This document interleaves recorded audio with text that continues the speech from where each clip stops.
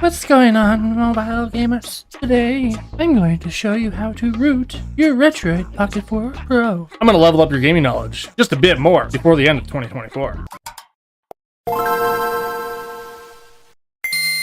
That's right, mobile gamers. So today, we are going to root the Retroid Pocket 4 Pro that you see here. The reason being is because, well, rooting unlocks a lot of potential in your device and allows you to control your entire device's operating system. What I mean by that is that you can remove certain applications like the FM radio, calendar, screen recorder, music, Retroid launcher, and all that fun jazz easily, rather than having to use ADB commands. You just go into the Root Explorer app and copy and paste it to your SD card, and then it's gone after you restart it. But that's going to be for another video. So don't forget to subscribe, because all I'm doing today is showing you how to root your Retroid Pocket 4 Pro. So another thing, when you go into the Google Play Store, I want you to do this right now. I want you to search for, I'm going to be using another Retroid Pocket 4 I have. I want you to search for a certain game called Hyper Light. Okay, so let's go to the search bar, type in Hyper Light, just like so. And we're going to look for an application called Hyper Light Drifter SE. You're going to notice that this app won't work for your device. Now, the reason why I'm not using the red one is because I don't have an account logged into this one, and I don't plan on logging into an account for this device. So if you did this with me, you're going to notice that this device, or this device, or this device, well, this one actually works because it's rooted, will not allow you to download this application or game. Now, I think this is a game. This was brought to my attention in the Retroid community that they could not download this game by default using the Google Play Store. That's because these devices are not certified. So what that also means is if I go into my profile, go down to settings, go down to about, down here it's going to say play protection certification.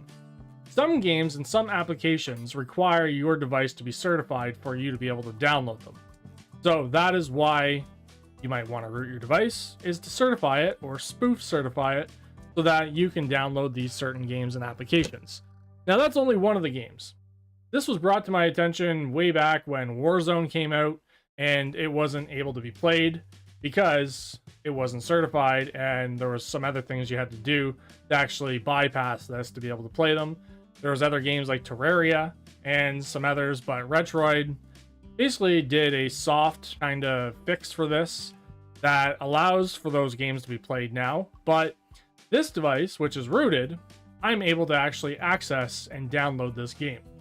So that is because, again, this device is fully rooted and I have installed Magisk and all the necessary files for this device to access those games. There was a couple other games that some people brought to my attention. I forget what the names are. There's like a monster truck one and some other ones that I don't really intend on playing, so I couldn't remember what they were. But this came to my attention the other day on the Discord group that they couldn't download this game. And this game actually looks pretty cool, and I might look into it later on.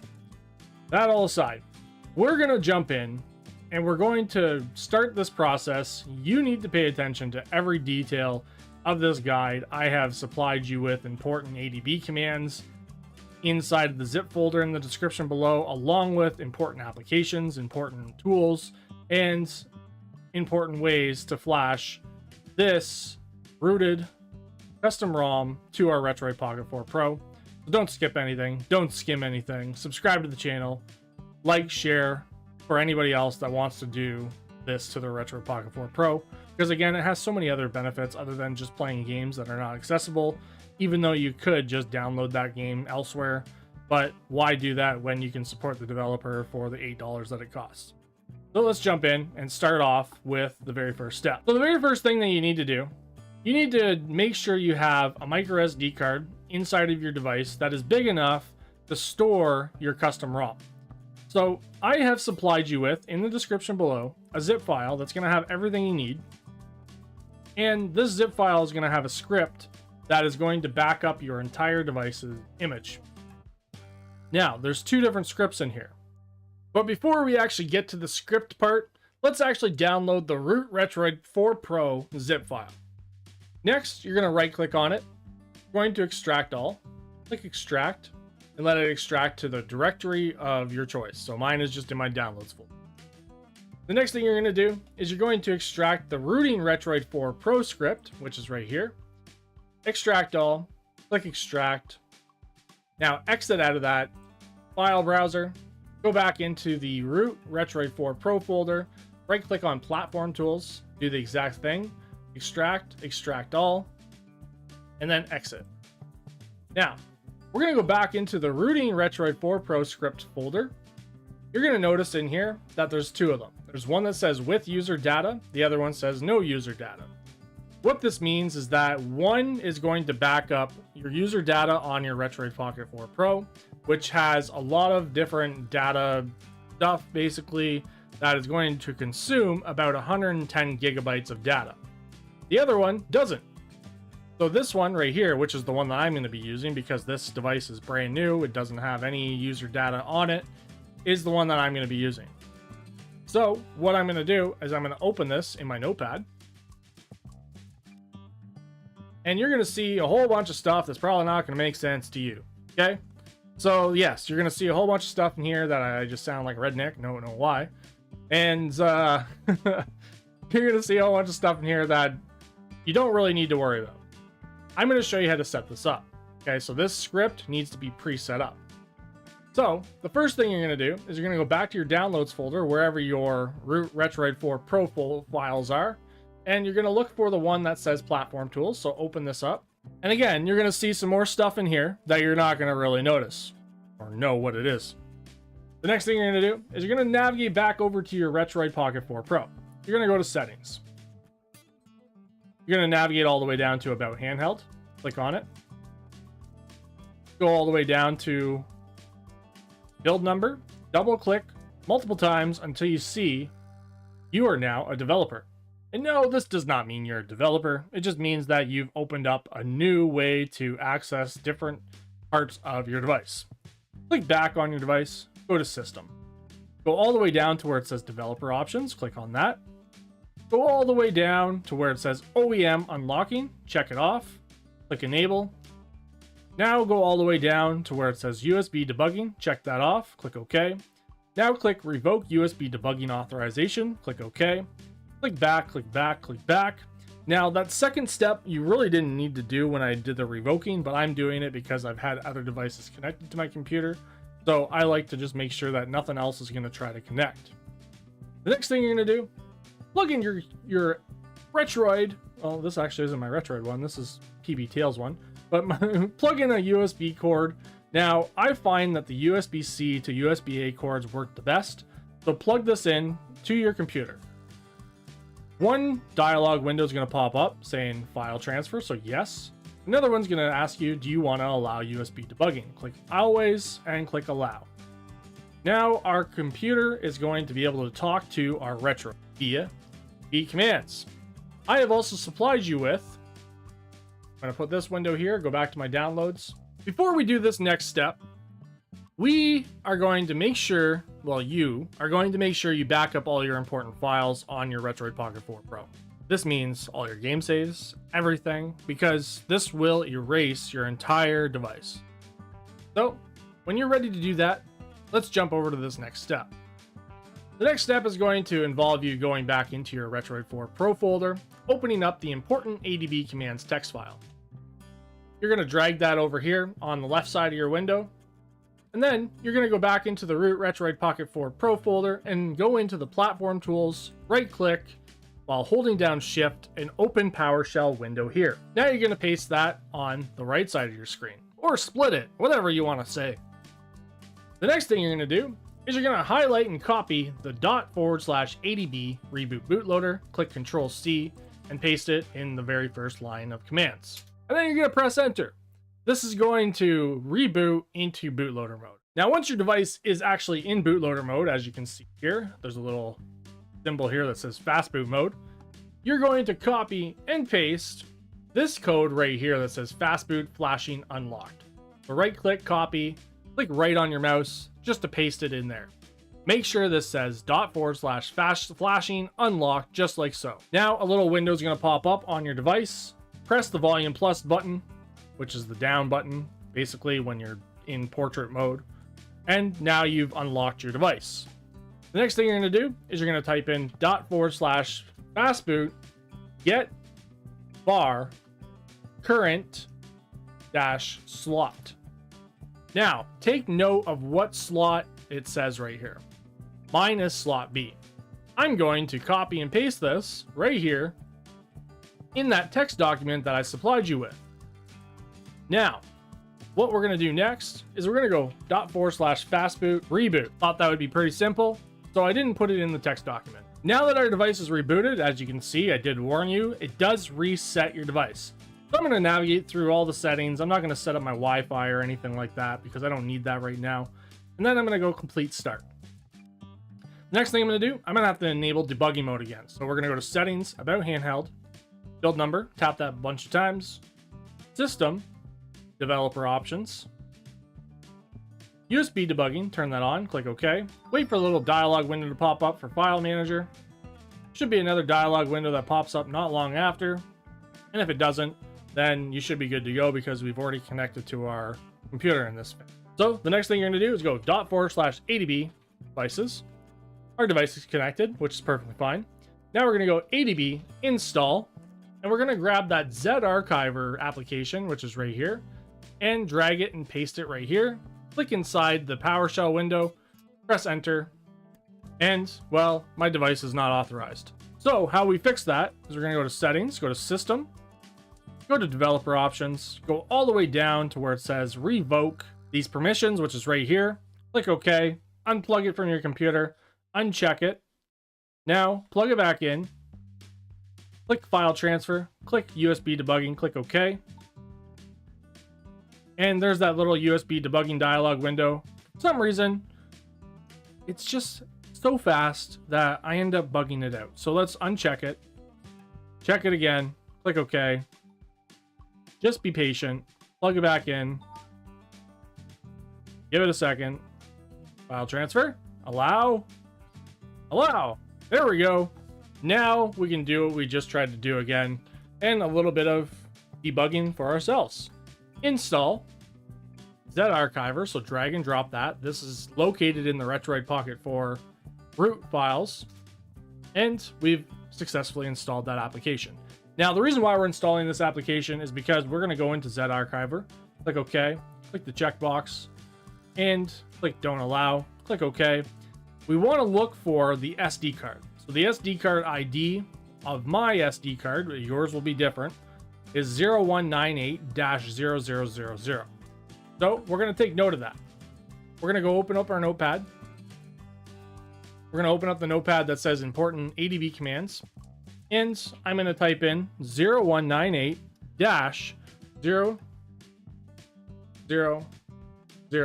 just like so. The reason for this is because we're going to edit that script file that I was talking about earlier.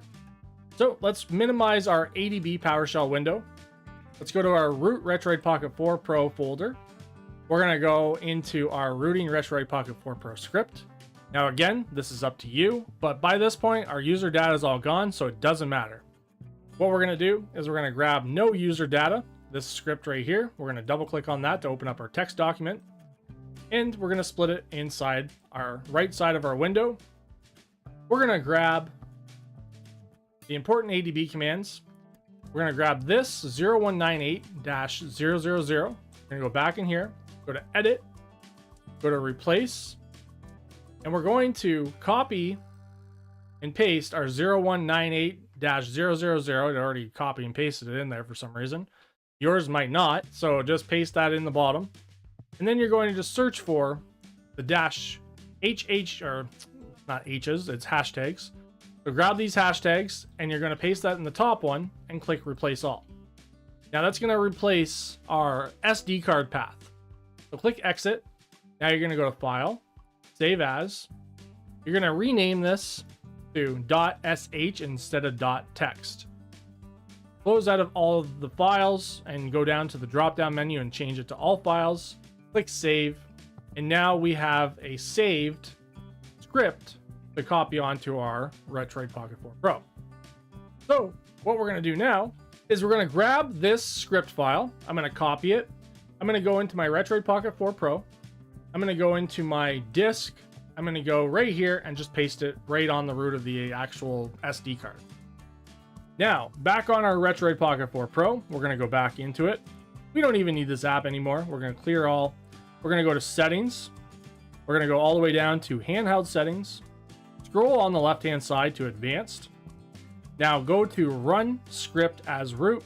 Select the script. And then we're going to search for that script file that we just copied over to our SD card.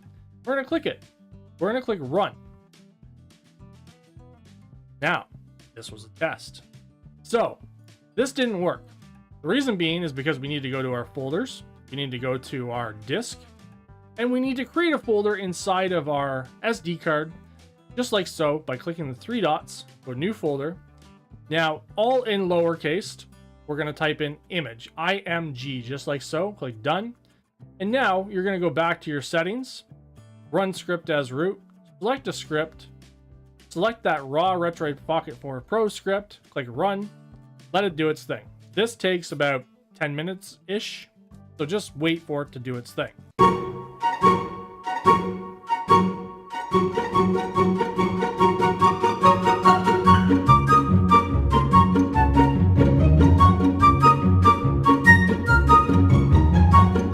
Now that script is done, you're going to reboot your Retroid Pocket 4 Pro. The reason why is because for some reason the script fully loads, but it doesn't fully load all the data for the files that are just transferred over to that image folder. So just reboot your device, and then we're going to navigate back into that file manager and check to make sure that all of these files copied over properly. That is because there is a super image that is about 6 gigabytes. The boot images are about 65 megabytes. And the internal file manager of the Retroid is kind of finicky. It's the same thing on the Odin. I don't know why. That's why I use third-party file managers on these devices, because the default file manager kind of sucks. So let's go back into our file manager after it reboots. Go to the three lines, go to disk, go to image. And yes, there we go. So we have our boot image B that is 65 megabytes, not gigabytes. We're going to search for the super image. As long as that super image is about 6 gigabytes, which it is, you can see right there, we're good to go to continue with the next step. So we're going to plug our Retroid back into our computer, give it access to our file manager, and we're going to navigate over to our computer and navigate into our disk of our SD card. We're going to navigate into the image folder, and we're going to grab a few different files. So remember, mine is boot image B. So I'm going to grab boot_B, not the init boot, just the boot. There's an init one, and then there's a boot one. So grab the boot B. You're going to grab the VB meta_B or A. It depends on which one you're on. Mine is B again. Don't forget about that. Grab that one, and then you're going to grab the super image. So what I'm doing right now is just holding down the control button on my computer keyboard and selecting which files I want to grab. I'm going to click C. Okay, I just copied these. Now I'm going to go to my downloads file folder, and I'm going to go into my Root Retroid Pocket 4 Pro. I'm going to paste these files in here. And then I'm going to have another gaming session because, well, I'm going to wait and play on my DNA Duo. You don't know what a DNA Duo is? Well, here it is. This is the DNA Duo for your Retroid gaming device of choice. Oh, there we go. It works. I don't know what happened there. That was drastic, just bugging out. But we're gaming again. We lost some powers, but this is the DNA Duo. You can purchase the DNA Duo on Indiegogo right now. I'm running a campaign to sell these where I got at, according to the Indiegogo campaign, 34 backers. I really appreciate everybody that has backed this so far and joined in at backing the portable display that becomes part of your device's DNA. This thing has taken me so many hours and so much time to develop, design, and get ready for everybody to enjoy, because I love dual screen emulation and I hate it at the same time. And that's why I developed the DNA Duo, to have the full dual screen capabilities that the original hardware once had. Now that those important files are copied over to our computer, we can work on the next step. The next thing we're going to do is we're going to navigate back to our terminal. We're going to go ./adb install. We're going to navigate over to our Root Retroid Pocket 4 Pro folder. Split it off to the screen right here like this. And you're going to install Magisk, just like so. Click enter, let it install onto our device. Now that it's installed on our device, we're going to go into Magisk. We're going to click allow, click install, click the checkbox to select the patch file, click the 3 lines, go to your SD card, go to image, and you're going to look for your boot image. So mine is boot B, yours might be boot A, depends on your device. Click on that, click let's go, let it do its thing. Now that that's done, we're going to click back, back, back. We're going to go back onto our computer. You're going to navigate into your Retroid Pocket 4 Pro. You're going to go into your internal storage. You're going to go to your downloads. You're going to grab that patched image. You're going to copy it. So Control C. You're going to go back to your file manager or your file browser where your downloads are. I'm going to paste it in here. I'm just going to paste it where all of my other files are that I've been organizing this entire time. And just go like that. Now I'm going to rename this so that I know what it is. So I'm going to rename this Magisk RP4 Pro patch. Okay, just like so. And now I'm going to go back into my terminal. I'm going to go like this, ./adb reboot bootloader. Now while that's rebooting, let's open up our notepad again. So open up the notepad for all of the ADB commands. So go back to your file manager. Go to the important ADB commands. Now drag that on the left side of your screen. Go back and open up your terminal. And then what we're going to do, we're going to flash that custom patch image. Okay. So open up your Root Explorer or your root folder, file folder again. Sorry. And then you're going to go ./fastboot flash boot _B, mine is A, or yours might be A, it depends, right? Just make sure you pay attention to that. You're going to grab that patched image that you just created, paste it over here, click inside there, click enter, wait for it to say 2 OKs, and you're good to go. Now, very important.